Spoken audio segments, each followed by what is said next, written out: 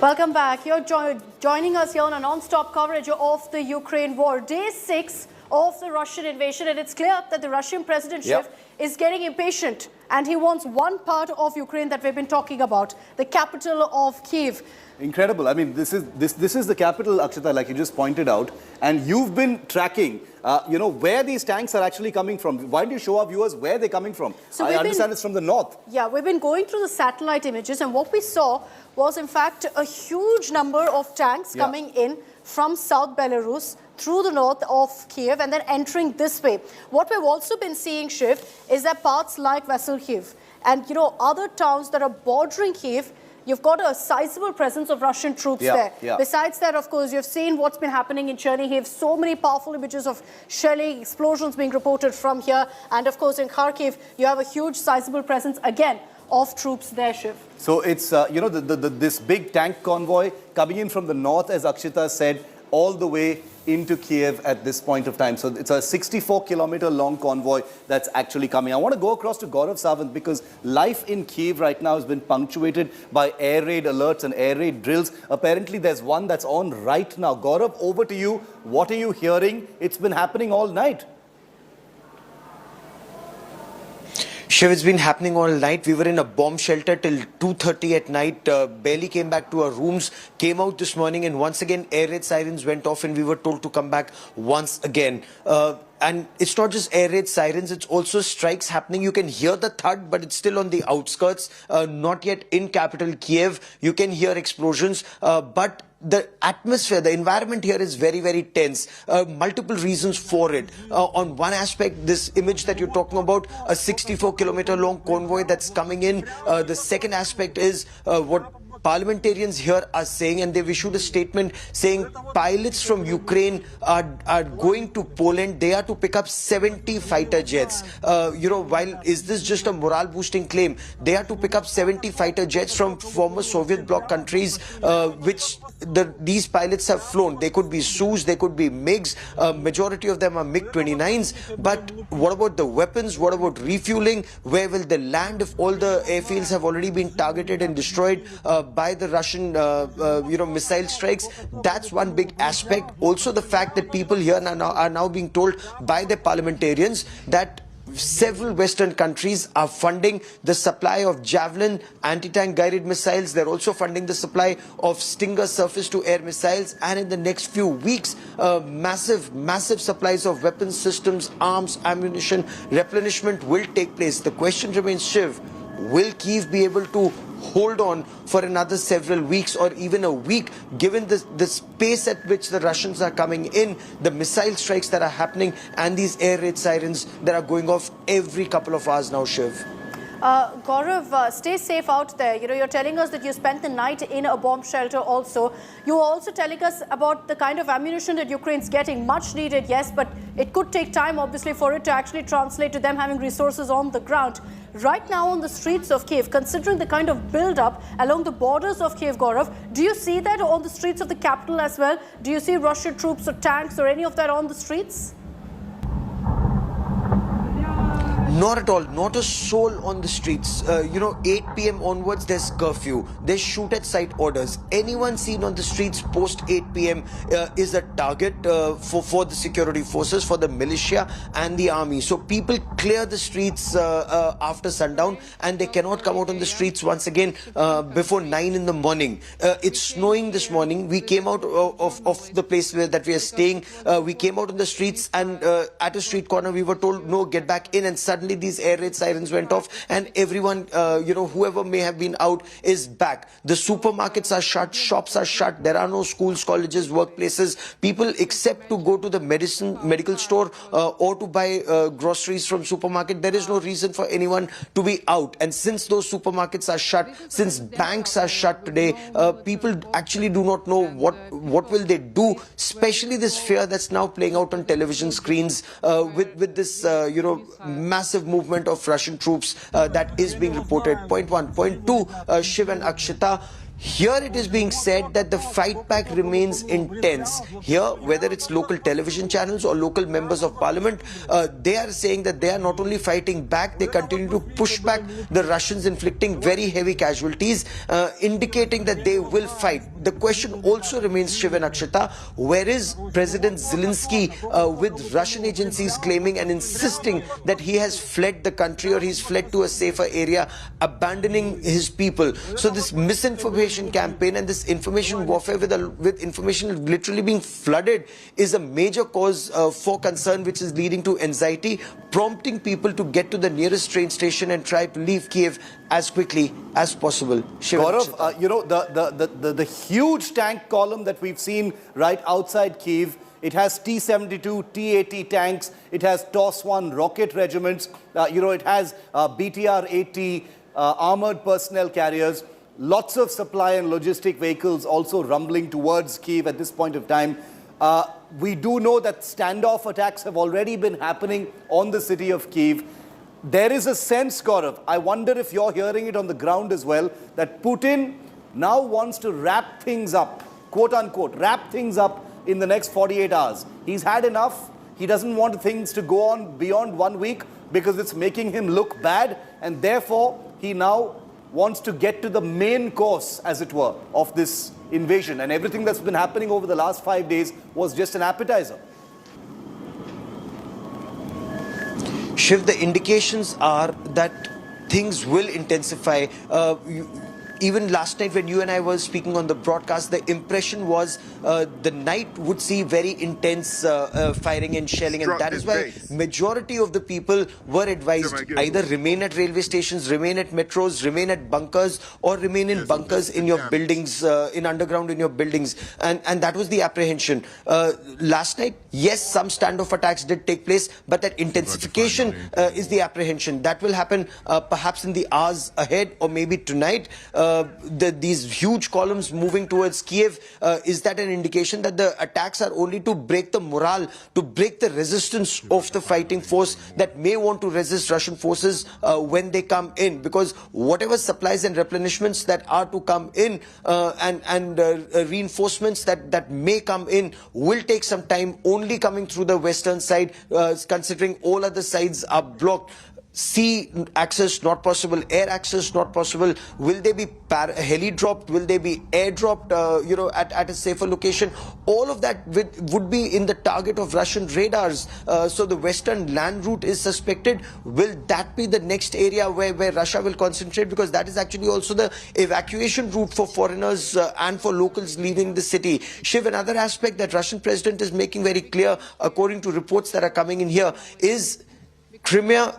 Ukraine has to, you know, just let go of Crimea completely, accept that it's part of Russian territory. Demilitarization. He's insistent on demilitarization, which would be a huge task considering the kind of training, weapons systems and soldiers who've been here for the past 8 years, considering they've been fighting the Russians for the past 6 days now. The aspect he wants is whichever regime comes in post-President Zelensky, that's the Russian aim, should not be able to resist that regime. There should be no infighting, there should be no war, and that is why demilitarization and disarming this area is one of the priorities. That, you know, the huge convoy that comes in is an indication of the road ahead. That is why they want to come with overwhelming power, that they're able to not only overpower but also demilitarize this entire region, so that in Ukraine there is no standing army or remnants of a standing army that may regroup and then launch an attack on Russian forces here in Ukraine. Shiv. Gaurav, just stay with us. We're going to come back to you for all of those details of what's playing out right now in Kyiv. I also want to focus, and lots has happened in the last few hours as well. Overnight, a lot of developments that have come in from Ukraine, and also with regards to Russia's strategy of how to enter the capital of Kyiv. Let's sum up for you all the top developments that you need to know. First, peace talks between Russia and Ukraine ended in Belarus, and both parties have returned to their capitals for further consultations. Dialogue went on for about 3.5 hours. War-ravaged Ukraine is standing firm on its stand that it wants immediate withdrawal of all Russian troops, including from parts of Crimea and Donbass. In a bid to solidify Ukraine's bond with the West, President Vladimir Zelensky signed an application for his country to join the European Union. Russia has long accused the West of trying to pull Ukraine into its orbit. That's what started all of this conflict off in the first place. UN Secretary General Antonio Guterres has expressed concern over Russia's unending aggression, as he called it. He said that Russian nuclear forces being put on high alert is a chilling development, and the mere idea of a nuclear conflict is simply inconceivable. More countries are stepping up now. Canada to supply anti-tank weapons and upgraded ammunition to Ukraine to support its fight against Russian invasion. Prime Minister Justin Trudeau also announced a ban of all imports of crude oil from Russia in order to cripple its economy. More than 500,000 people have fled Ukraine since Russia launched that full-scale attack. Poland has received the maximum refugees, 281,000 people from Ukraine. In Hungary, 84,500 people have gathered. The EU is preparing to allow fleeing Ukrainians the right to stay and work in the 27-nation bloc for up to 3 years now. FIFA and UEFA have banned Russia and all Russian clubs from World Soccer. The national team will not be allowed to compete for a place at the 2022 World Cup after FIFA went ahead and increased its sanctions, its blockades against Russia.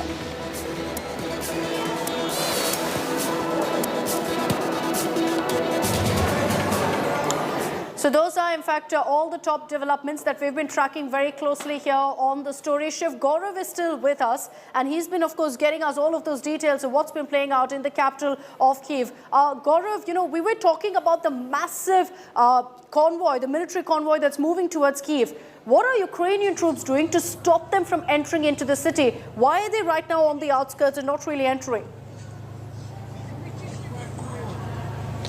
This is very interesting. Just 2 days ago, the defense minister of Ukraine had put out an image of a Russian convoy coming in and Turkish-made unmanned combat aerial vehicles destroying the missile-carrying carrier, some tanks and other weapons and systems that were coming into this country. So that convoy was targeted. It's very strange that such a huge convoy is coming in and there are no Ukrainian unmanned combat aerial vehicles, no Turkish UCAVs that are taking them down. And is this an indication that either that was propaganda or they're waiting for the convoy to come in closer and then destroy it? So there are two aspects that are being looked at on ground, but there is tremendous apprehension. There is that sense of the inevitable doom when you speak to people, and considering we were in that bomb shelter for a very long time last night, people do not want to be caught on camera. People do not want to speak on camera. They're very apprehensive, they're very scared, and what they're saying is, if this is inevitable, so be it. I mean, it's almost like a case sarasara at this stage for these people. They just want to be out of the conflict that is taking place. And this is some of the people that we were speaking to. There are others, of course, who want to resist. There are others who want to fight. But they are saying the West needs to do more than just pay lip sympathy. And this conversation, Akshita and Shiv, about the Javelin missiles and Stinger missiles and 70 fighter jets being given, all of that, this conversation happening now should have actually happened before the invasion started, for Ukraine to have been in a better position to defend itself, because now the issue would remain, how will these supplies come into this country? Point one. And point two, this commitment of aircraft. Which country will provide these aircraft? How soon will pilots be OFE, or airworthy, certified, airworthy on those aircraft, or certified to fly those aircraft? Where will the ammunition come from? Where will the fuel come from? Where will those aircraft land? Will they attack and go back to Poland or Bulgaria or whichever other country is being talked about? Or are these just morale boosting exercises? The parliament here saying so that we are getting 70 aircraft just to boost the morale of their ground forces so that they don't give up their weapons and leave the battlefield. It's very interesting these kind of developments are taking place, even though Canada and America and the European Union are saying that they will fund some of these weapons that will come into Ukraine. They will supply, but how will the supply reach the fighters remains perhaps the biggest challenge on ground, Shiv and Akshita. Gaurav, as you know, we're putting out those images. These are the satellite images that show the kind of build-up near Ukraine and near Kyiv particularly. But Gaurav, what is the Russian strategy here? Are they surrounding Kyiv the way we're seeing right now, or is this just in the north and south of Kyiv currently? So north of Kyiv, completely in Russian control, which is almost very clear. The bridges being protected on the Dnieper River by the Ukrainian forces with, their surface-to-air missiles and with their Stinger and with their Javelin missiles, the anti-tank guided missiles. All of that is happening, but that is just when they're on the outskirts of Kyiv. But it remains to be seen how long will they be able to do that. From the south, we've anyway been reporting constantly that the Russians are not only consolidating but advancing. In the east, in some pockets they're consolidating, in some pockets they're fighting, and then suddenly, this big, huge convoy moves towards Kyiv. Will that attack happen in the next several hours, or maybe tonight, or maybe in the next 24 to 48 hours? As Shiv was saying that it's time to wrap it up, is interesting to see. But this pace at which people are leaving this city is an indication that they have realized that there is no way that this city will be able to perhaps withstand that attack, and that is why they want to be out of here as quickly as possible. Yesterday you saw till late night there were thousands waiting at the railway station, even when there was no way they could get out. Trains couldn't take the number of people who wanted to get there, and outside the railway station, people were being stopped, not being permitted to go in. There were a lot of allegations and complaints being made that even though people had tickets, they were not being permitted to go in. But such were the crowds, such was the jostling, some of which we tried to capture on our cameras before we were told no filming in this area, was an indication of the desperation of the people here in Kyiv. We'll try and capture some of those images today. We'll try and travel, the moment the curfew is lifted, we'll try and travel through the city and get you much more. But then the fact also remains, there are no taxis, there are no buses, there is no transport. You can walk to some distance and cover. But the moment the militia stop you, like yesterday with one instance with Pawan Kumar, my colleague, video journalist Pawan Kumar, they put a gun to his head. He was lying spread-eagled on the ground. They frisked us completely, checked us completely, realized we are Indian journalists and permitted us to go. But this is the kind of fear that stalks the streets. And there is suspicion. There is suspicion that Russian soldiers, their special forces, the Spetsnaz, Chechen fighters, they've infiltrated this city. They are sitting in various places, and the moment they get the green signal, they will start subverting systems from within, and that is where the main assault will come. So the aim is, like local television channels, every other hour show so-and-so Spetsnaz commando has been arrested, so-and-so Russian sympathizer has been arrested, so-and-so Chechen fighter has been arrested, and those pictures are being put out and people are being asked to be very aware of what's happening on ground. Check people around you and hand them over to the police should they be suspicious. Every citizen now is a soldier in Kyiv. Shiv and Akshata. It's incredible how the people of Ukraine have come together to to provide support to their military in combat terms, not just with solidarity like we see in so many other places. Gaurav, we're going to keep coming back to you. Time for a very short break, but just 30 seconds after that, we're going to go live with a first report of what life is like during an air raid siren. The fear that people are living with Putin's biggest possible attack right at their doorstep. Images coming in from across Ukraine, 6 days. Today is the 6th day of that invasion. We're back right after this. 30 seconds, stay with India Today.